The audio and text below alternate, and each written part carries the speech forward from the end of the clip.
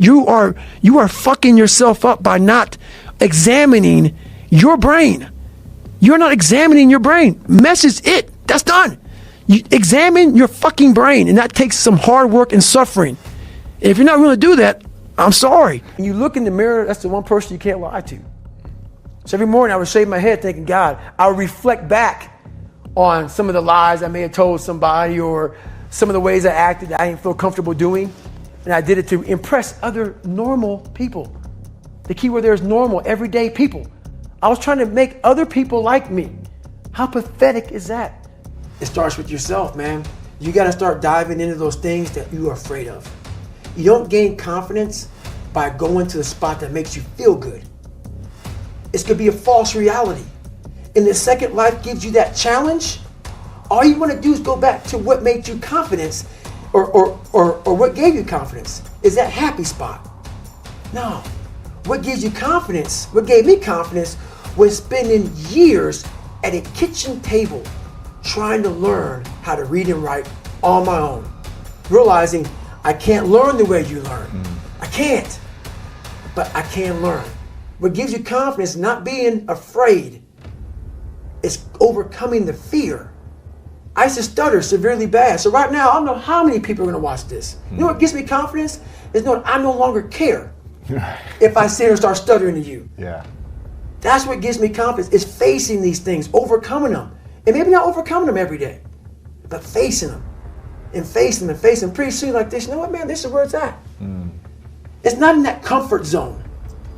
It's in the discomfort zone is where my confidence is getting built. That's where it's getting built.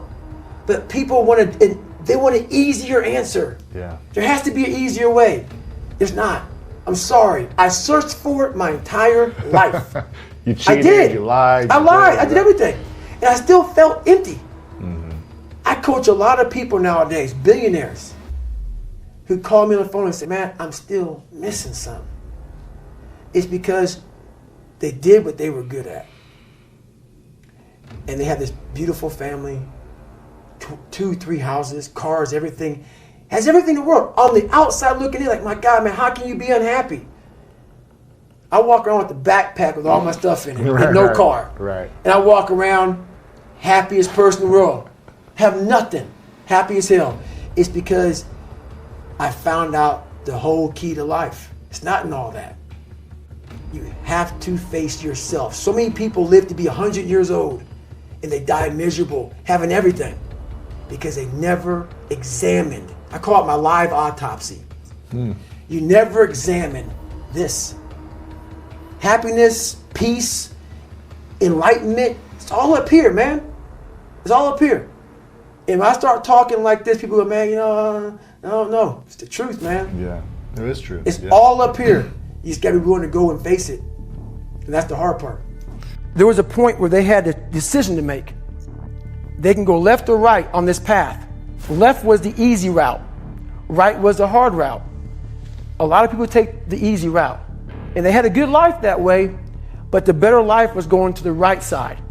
And you may have 20 years of pain and suffering to get past it, but a lot of us die never truly starting our journey. And I would tell this young person, you got to start your journey. It may suck, but it will come out the other side where you're coasting. I failed, I'll go back to scratch.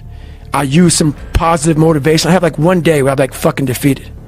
But I started realizing this is part of the process. This is part of the journey.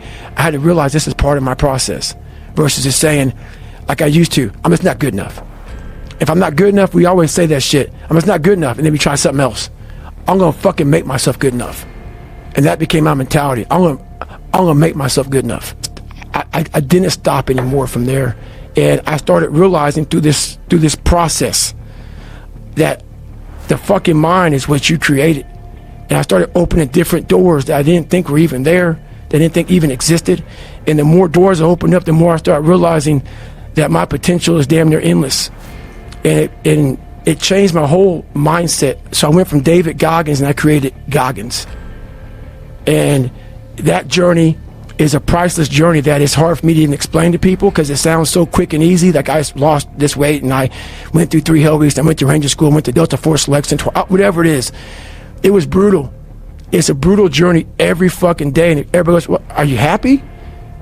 If anybody knows my life story, and I try to give you just a snippet of it, where I'm at today is in front of Joe Rogan telling you my life.